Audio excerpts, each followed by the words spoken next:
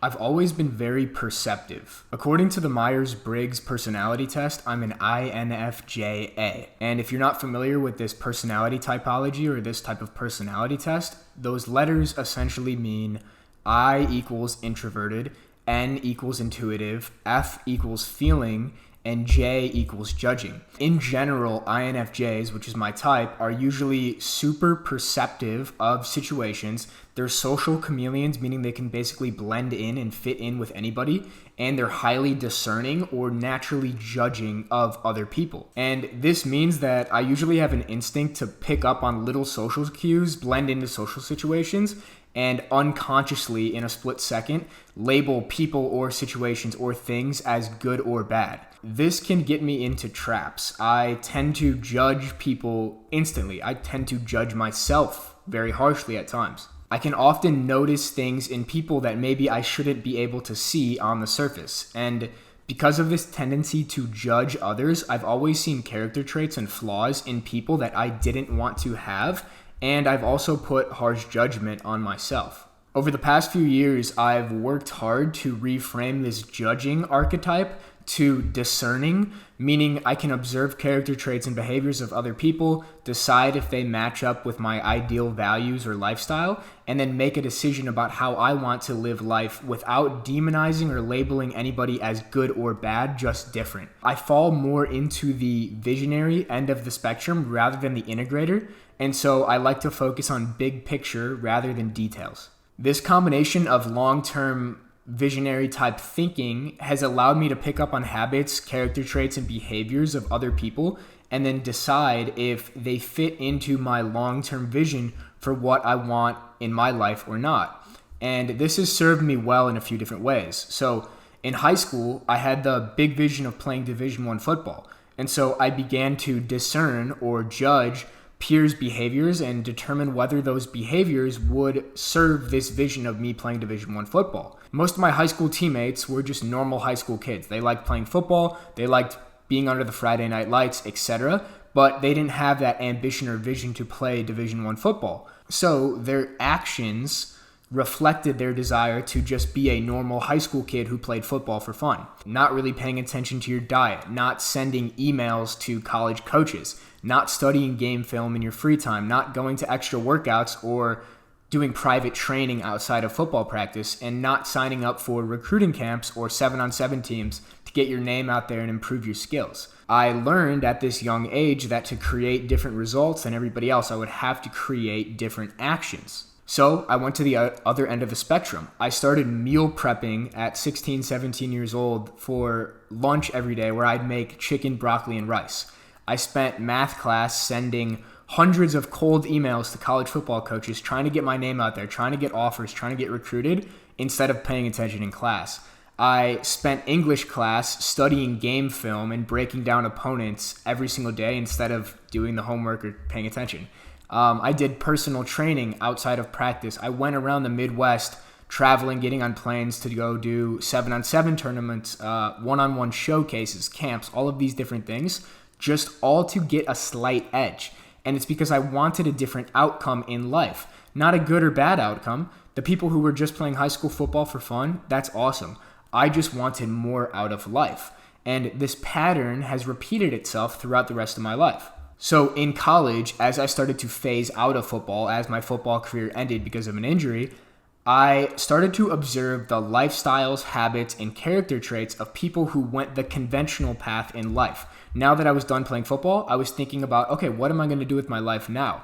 And what I noticed about 99% of people was they ended up living the same monotonous existence because of the decisions they made. And so some of these decisions I saw people making were putting on a facade or a fake character to get a corporate job, working the 9-to-5 job and desiring to escape at every spare moment into professional football, a 12-pack of beer, and clubs and partying every single weekend.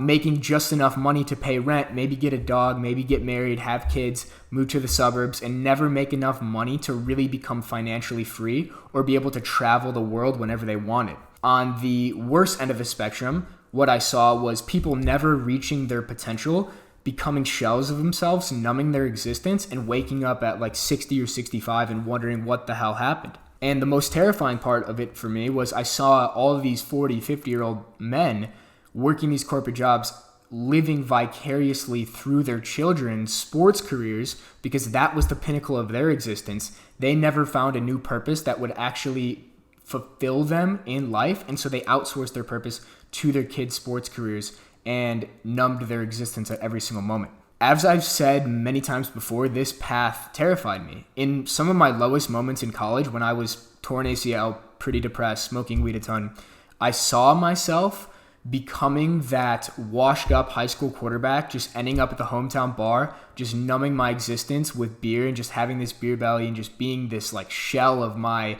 younger self. And it literally terrified me to the point of taking massive action in the other direction, which I'll get into in this video. I realized quickly that unless I began to take unconventional actions, I was going to end up like everybody else in life. And if you ask any 20-year-old or 20-something-year-old what they want out of life, they'll say they want to have financial freedom, they want to travel, they want to have a beautiful spouse, they want to enjoy their work every day, they want to be fulfilled in life. That is if they haven't already given up on their life yet. But if you look at the decisions that 99% of 20-something-year-olds are making, you quickly realize that their decisions aren't going to lead to these outcomes. You can't earn your financial freedom in a 9-to-5 job. You don't have the personal freedom to travel around the world if that's what you want to do. If you're tied to a desk and tied to a location, you'll likely end up settling for average in your social relationships and in your romantic relationships because you've settled for average in every other area of life, and you probably won't love your career. I mean, no 5-year-old, 10-year-old kid says they dream of becoming a tax consultant or an investment banker when they grow up. Most people end up building themselves into a life that they hate because they didn't take the time to figure out or think about what they actually wanted themselves, not what society told them that they should want. So they blindly followed what society, peers, parents, teachers told them that they should want. And by the time they're 40, they look around at life and wonder what the hell happened.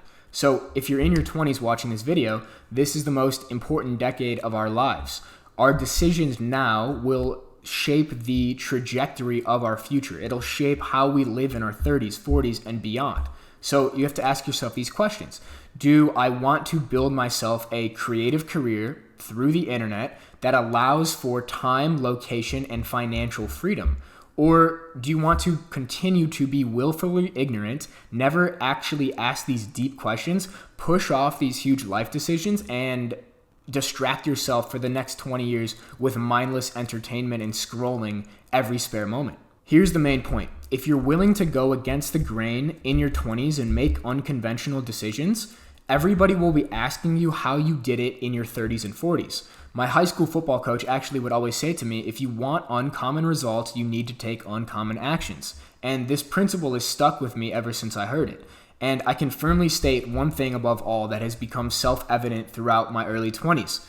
Every good outcome in my life, whether it's financially, whether it's being able to travel, whether it's being able to work when I want, work at coffee shops, all these things, it's been from looking at what 99% of people are doing and doing the exact opposite. So here are the 7 radical decisions that changed my life. Now, I say radical not because these decisions weren't analyzed and thought through, but because by societal or social norms, they are very unconventional. But as I said, I firmly believe that to create extraordinary results, we must take extraordinary actions. So the first thing I did that is radical by society's measures that drastically improved my life was taking psychedelics. Now, disclaimer, I'm not condoning or promoting anything or advocating for anything. You should do your own research, go down rabbit holes, look up Michael Pollan, look up Paul Stamets, look up these experts in the field, not me. I'm just simply trying to prime your awareness to think outside of the box. But I could say from personal experience that the intentional use of plant medicine, not the mindless use, not just for the use of partying or having a fun time, but the intentional use of psychedelics to deeply introspect has changed my life. They've given me immense clarity in multiple different areas on multiple different occasions around my life's purpose, my identity, what do I want out of life. And originally, the first time I took them when I was 20 years old, they helped me become comfortable shedding my ego, my identity of being a football player and labeling myself as that and feeling a lot of self-worth from that and becoming okay with dropping that identity, becoming nothing, and realizing that the actual first step to actualizing my human potential was dropping these self-limiting labels that I thought gave me social status. If I never took the time to research psychedelics, plant medicine, and go on introspective journeys myself with real intention, I would likely still be in a corporate finance career sitting in a cubicle right now instead of recording this video in my apartment. If you're curious about it, I recommend going down the rabbit hole and learning more. But again, you want to make sure from experience that you're doing it with intention, because if you're not doing it with intention, it could go bad. But the broader themes of what these psychedelic trips have done for me can be applied without psychedelics in your day-to-day life, right? Cultivating presence, introspecting deeply, zooming out and seeing the broader theme, broader perspective of your life, self-reflecting, reflecting on your past, thinking about your future. These are things we can do without psychedelics in the day-to-day, but psychedelics give you that access to your deepest subconscious, your deepest intuition that you might not be able to access in a normal state if you don't carve out the time for it. The second radical thing I did was skipping a corporate internship to go backpack Europe. So this was about 3 months after my first psychedelic experience, and after my mind had been quote unquote opened, I couldn't look at a corporate job the same way. It began to feel and look like an early death sentence. And it really was the death of my potential going that path. And so I decided to skip the corporate internship that summer in college that everybody around me said, you're foolish to skip, you should do it, it's going to make you successful, it's going to be really good on your resume, and all this bullshit. And I instead decided to backpack Europe for 3 months with a friend. I left with about $6,000, $7,000 that I made door dashing and being a waiter, and I returned with literally $100 in my bank account. And people were like, oh, I made $40K this summer doing an internship. It's on my resume. But the life experiences I gained during those 3 months are immensely more valuable than anything I could have put on my resume or anything I could have acquired in terms of finances from an internship. Seeing these different cultures and meeting people from around the world literally broke my mind, and it flipped my worldview upside down. I met people in Italy who were living month to month and they were working as baristas, but they seemed happier than every single person I met in college that was the econ bro and investment banker. Those 2.5 months I spent living out of a backpack, sleeping in hostels, and having no responsibilities showed me a new level of freedom that I had never experienced before. And in my state of both internal exploration and external exploration, I started to naturally gravitate towards reading, writing, and following my curiosity.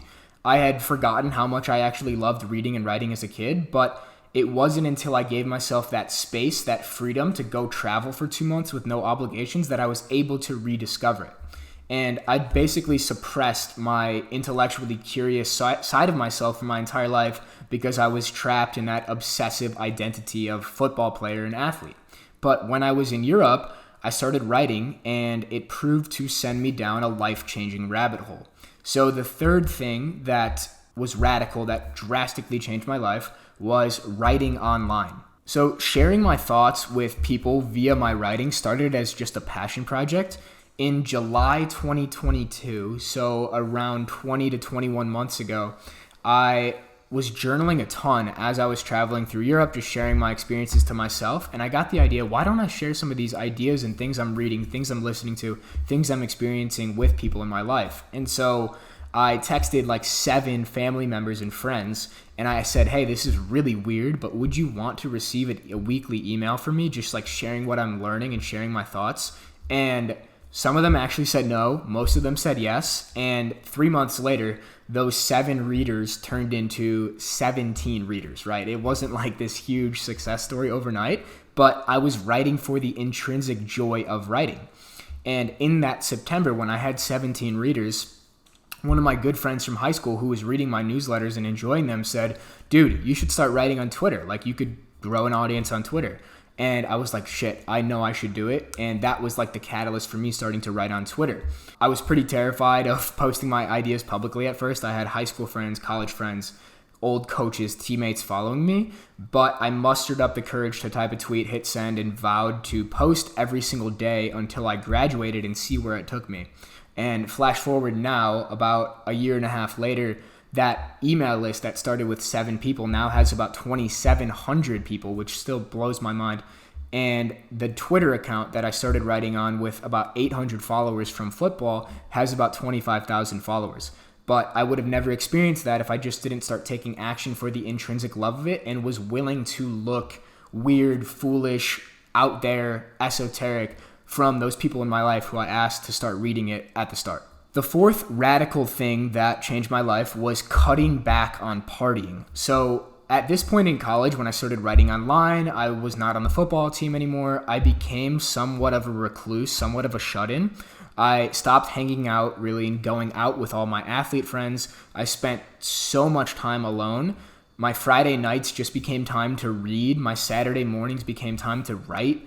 But obsession was really kicking in because I started to see this writing online thing as my ticket to escape the 9-to-5 job that was looming over my head post-graduation before I ever entered.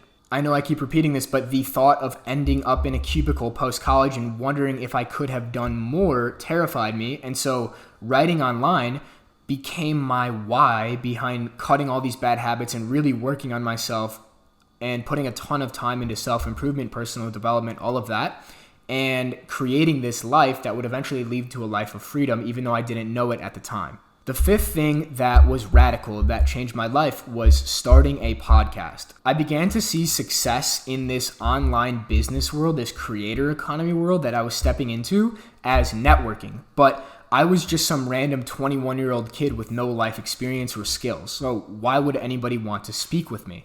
How could I make it worth somebody's time to hop on a call with me for an hour where I could ask them questions? And I began to see the answer as a podcast. I'd always secretly wanted to become a podcaster because I was obsessed with Joe Rogan and Chris Williamson, but I always suffered from massive imposter syndrome around it. Like, why would anybody listen to me? I'm a 21-year-old college kid. I don't know anything. So I adopted the mindset of the curious learner rather than speaking from authority.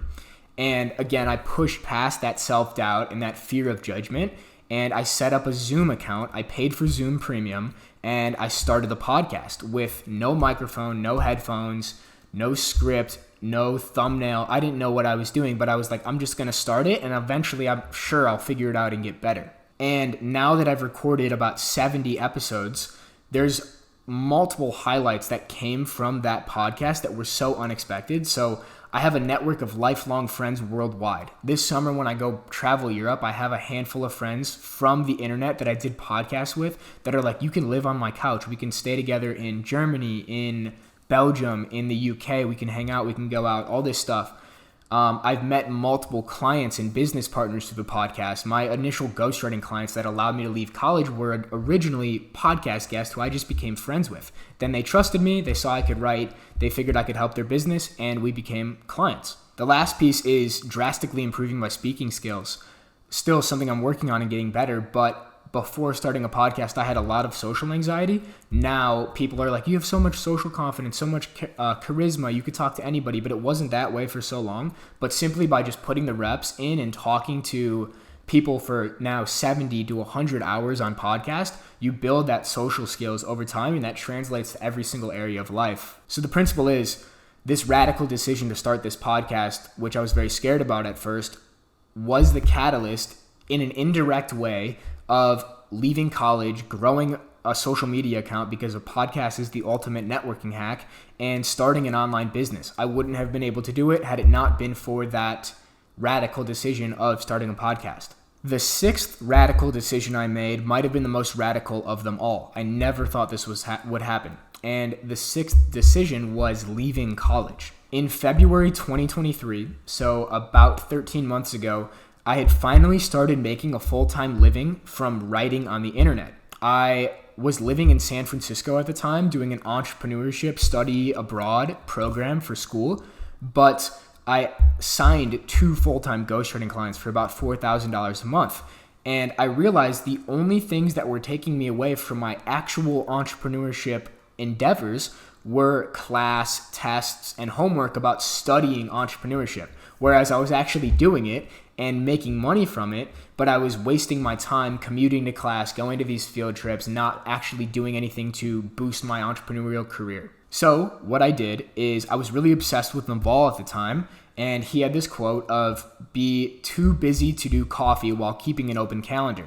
And so I stopped showing up to anything.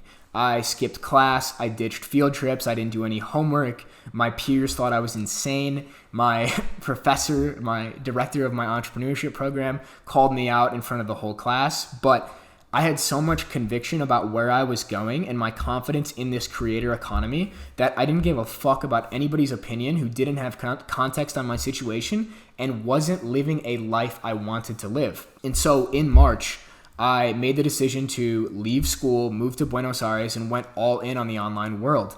And the big reason I was able to make that radical decision was reframing risk, reframing my worst case scenario. I realized if I left college now, I didn't drop out. I could always go back in the fall if I completely failed or things didn't go as planned.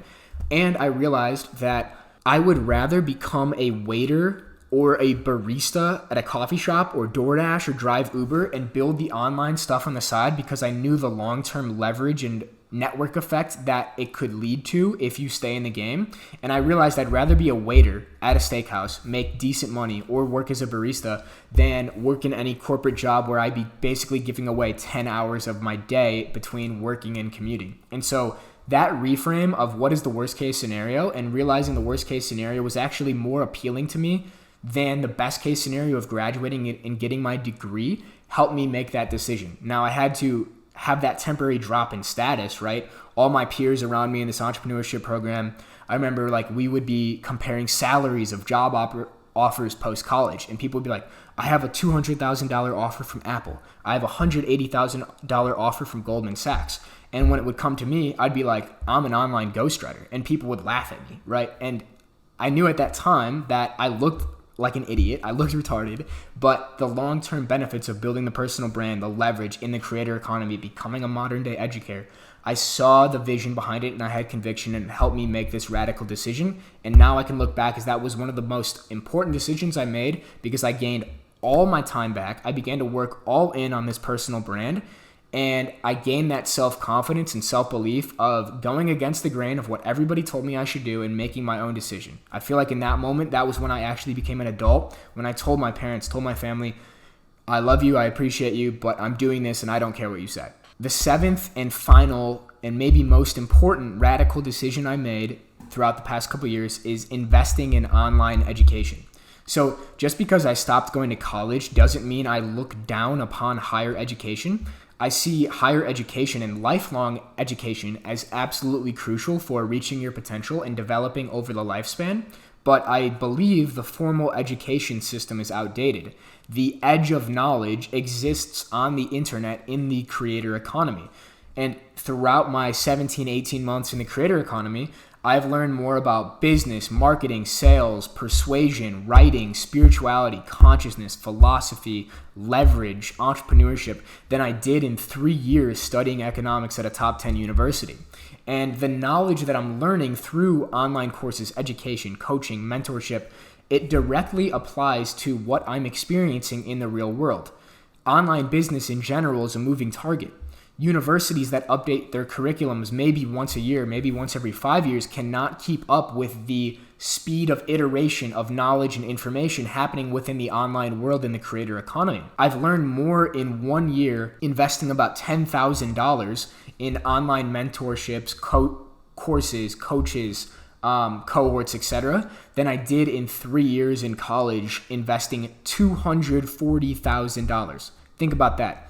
I would have invested $320,000 in a degree that didn't guarantee anything, whereas I could spend $10,000 to learn the modern skills to become a sovereign individual, build my own creative career through the internet, and access infinite leverage through media, through the internet, through code, where eventually 3 to 5 years down the line, you could basically be making money 24/7 while you sleep once you have all the offers, the ecosystem built out, and the audience. So to sum this up, there's one principle I hold in the top of my mind.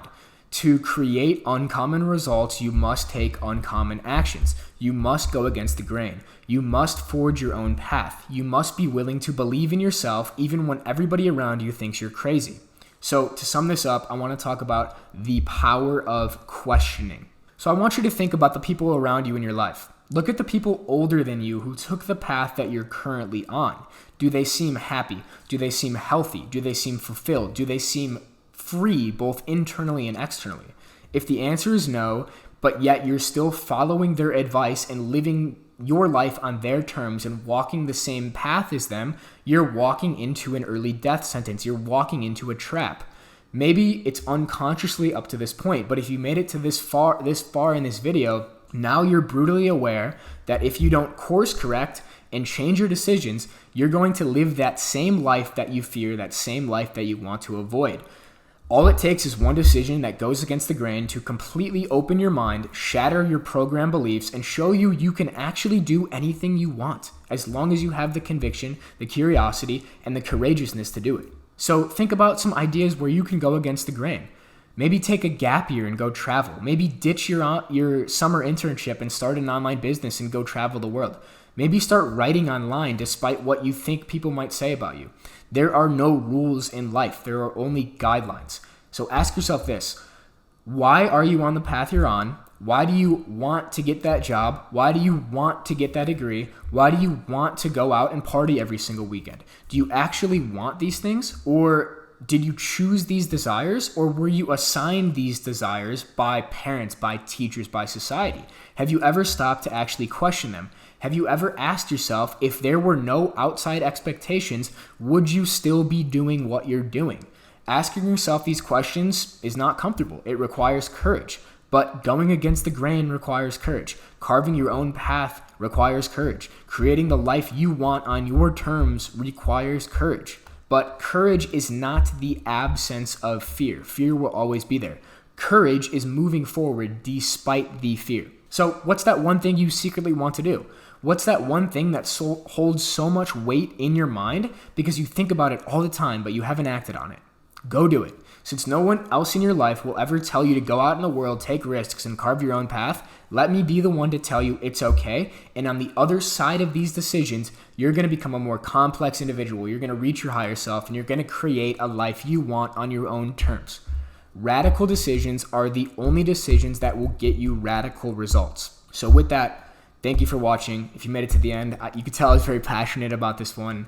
I hate to see people just following the same path blindly without questioning anything, without being courageous enough to rock the boats, without being courageous enough to live a life on their own terms. I'm so passionate about it because these decisions that were so uncomfortable for me at the start have completely changed my life, and I would not be doing what I'm doing, making these videos, building an online business, if I was not able to make these radical decisions. So if you're curious about creating this life of freedom via the internet, creating a creative career through the internet, consider enrolling in my upcoming cohort. I'm teaching all the modern skills around social media growth, social media writing, online businesses, product creation, marketing, sales, copywriting, anything you could think of to create this life of freedom that you want.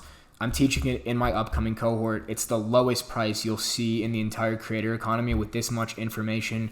Right now, at the time of recording, there's about 15 people in the community, and there's about 60 people in this broader private community, which you'll gain access to network, to potentially find clients, to help each other grow your audiences, help each other grow your businesses, etc. So if you're interested in that, it's the first link in the description. If you want to dive deeper into my past newsletters or sign up for my newsletter to hear more things like this in your inbox, you can click the link in the description that says jackmoses.co/blog. With that, thank you for watching. If you liked it, maybe send it to a friend who might be interested in this stuff. Go hop into the creator economy with them. Like, comment, subscribe, all that stuff. But with that, thank you for watching, and I'll see you in the next video.